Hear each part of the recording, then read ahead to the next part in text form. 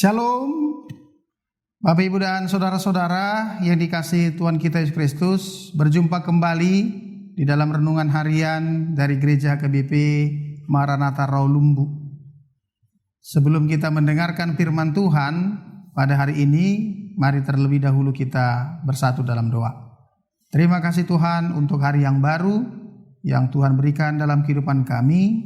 Sebelum kami melakukan aktivitas dalam satu hari ini, kiranya Tuhan memberkati, menyertai dan memelihara kehidupan kami.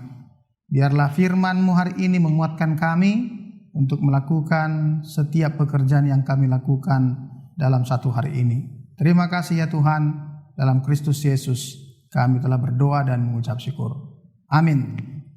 Di hari Selasa tanggal 11 Agustus tahun 2020, firman Tuhan yang ditetapkan untuk kita diambil dari kitab Nabi Yunus pasal 2 ayat 9. Kalau di dalam bahasa Bataknya Jona 2 ayat 10. Jadi di ayat 10 kalau di dalam bahasa Batak, tapi di dalam bahasa Indonesia di ayat 9. Tertulis seperti ini firman Tuhan di sana.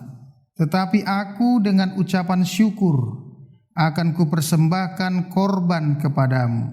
Apa yang kunajarkan akan kubayar. Keselamatan adalah dari Tuhan. Kegagalan adalah suatu hal yang biasa di dalam kehidupan kita ini. Tetapi bangkit dari kegagalan itu adalah hal yang sangat luar biasa. Pastinya kita pernah mengalami yang namanya kegagalan atau jatuh dari suatu situasi atau keadaan yang kita jalani dalam kehidupan ini. Banyak di antara kita pernah yang mengalami kegagalan, baik dalam keadaan kegagalan dalam kehidupan, kegagalan di dalam ekonomi, kegagalan dalam studi, bahkan juga mungkin ada kegagalan di dalam iman. Hal itu sebenarnya hal yang biasa, karena tidak ada orang di dunia yang tidak pernah gagal. Semua orang pasti pernah mengalami yang namanya kegagalan. Tapi yang paling penting dari kegagalan itu adalah bagaimana kita bangkit, bagaimana kita beranjak, bagaimana kita bangun kembali untuk menatap masa depan kita yang lebih baik. Jangan tinggal di dalam meratapi kegagalan, jangan tinggal di dalam kesedihan atau bahkan langsung down, menyerah dari kegagalan yang dia alami. Bapak Ibu pasti pernah mendengar seorang ahli yang cukup diakui di dunia ini bernama Thomas Alva Edison, sang penemu bola lampu Fizer. Dia tidak hanya 100 kali mengalami kegagalan ketika ingin mencoba menemukan bola lampu Fizer. Bahkan dicatat di dalam sejarah dia pernah mengalami 1000 kali kegagalan. Bahkan ada yang mengatakan 9.955 kali kegagalan. Tetapi apa yang kita lihat dari seseorang bernama Thomas Alva Edison, justru dia tidak pernah menyerah. Dia tidak pernah meratapi yang namanya kegagalan. Dia bangkit, terus bangkit. Gagal, bangkit lagi, gagal dan bangkit lagi. Sehingga akhirnya kita menikmati lampu terang sekarang ini. Yunus adalah salah satu nabi Tuhan yang cukup terkenal.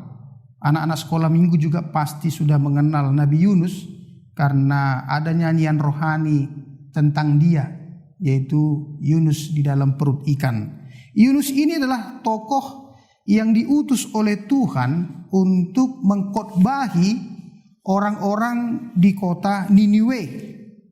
Niniwe itu adalah kota yang sudah terdengar kejahatannya sangat luar biasa di mata Tuhan. Oleh karena itulah sebabnya Tuhan ingin mengutus Nabi Yunus ke sana supaya mengingatkan orang-orang di kota Niniwe. Barangkali kalau andai kata Yunus mengingatkan mereka, terjadi perubahan atau pertobatan di dalam diri orang-orang Niniwe. Namun Yunus yang diutus oleh Tuhan ke sana justru melarikan diri. Dia tidak mau melakukan apa yang Tuhan perintahkan kepadanya. Dia melarikan diri ke Tarsis. Akhirnya di dalam sebuah perjalanannya melalui laut terjadi angin ribut dan badai, sehingga kapal yang ditumpangi oleh Yunus hampir hancur dan tenggelam. Boleh kita lihat itu di dalam kitab Yunus pasal 1. Akhirnya semua awak-awak kapal yang ada di dalam kapal itu ingin membuat undi. Siapa kiranya orang di dalam kapal itu yang mengakibatkan terjadinya badai, sehingga mereka akhirnya hampir tenggelam, hampir hancur oleh karena sebab musabab dari ada orang yang di dalam kapal itu. Dan terakhir, melalui kuasa roh Tuhan, diketahuilah bahwa penyebab dari badai itu adalah Yunus sendiri. Itu sebabnya akhirnya mereka mencampakkan Yunus ke dalam laut. Lalu ada ikan besar menelan Yunus, dan Yunus tinggal di dalam perut ikan besar itu selama 3 hari. Di dalam perut ikan itulah akhirnya Yunus menyadari kegagalannya, menyadari ketidaktaatannya kepada Tuhan. Itu sebabnya Yunus akhirnya berdoa kepada Tuhan. Doanya adalah doa ucapan syukur karena dia masih diberikan Tuhan kesempatan, yaitu keselamatan dari Tuhan. Lalu yang kedua, doa Yunus adalah dia ingin kembali membayar najarnya. Dia ingin kembali membayar janjinya ke hadapan Tuhan. Saudara-saudara yang dikasihi Tuhan kita Yesus Kristus, apa yang terjadi dalam diri Yunus ini pasti pernah kita alami.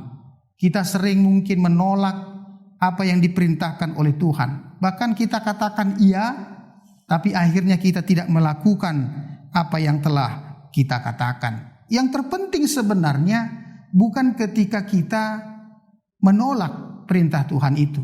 Yang terpenting adalah bagaimana kembali kita mengiyakan panggilan Tuhan di dalam kehidupan kita. Disinilah luar biasanya Tuhan senantiasa memberikan kesempatan dalam kehidupan kita. Bahkan mungkin berapa kali kita melakukan dosa, berapa kali kita jatuh di hadapan Tuhan, tetapi Tuhan tidak pernah putus-putusnya memberikan kesempatan dan kesempatan di dalam kehidupan kita. Inilah kebaikan Tuhan yang kita senantiasa terima di dalam kehidupan kita ini. Bagaimana Tuhan selalu memberikan waktu, memberikan kesempatan bagi kita untuk melanjutkan tugas-tugasnya di tengah-tengah kehidupan ini. Yang kedua, kita ini sebenarnya adalah orang-orang yang berhutang kepada Tuhan. Sama seperti tulisan TB Simatupang, aku adalah orang yang berhutang. Kita ini adalah orang-orang yang berhutang. Apa utang kita? Kita ini adalah orang-orang yang sudah diselamatkan. Jadi kalau Anda dan saya adalah orang-orang yang sudah diselamatkan, maka kita wajib hukumnya untuk membayar janji, najar kita kepada Tuhan. Tentu kita pasti pernah berjanji, pernah bernajar kepada Tuhan. Ketika kita membawa anak-anak sekolah ke gereja untuk dibaptis, kita berjanji. Ketika kita membawa anak-anak kita sidi, kita berjanji. Ketika kita dipersatukan oleh Tuhan sebagai suami istri di gereja, kita berjanji. Oleh karena itu, janji itu adalah najar yang harus kita bayarkan kepada Tuhan di dalam kehidupan ini. Selama Tuhan masih memberikan kesempatan, pakailah kesempatan itu dengan sebaik-baiknya. Selamat beraktivitas. Satu hari ini Tuhan Yesus memberkati kita. Amin.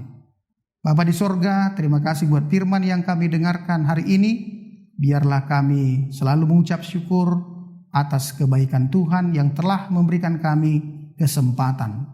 Banyak dosa, pelanggaran yang kami lakukan, tetapi Tuhan tidak pernah mengingat-ingat semua kesalahan itu.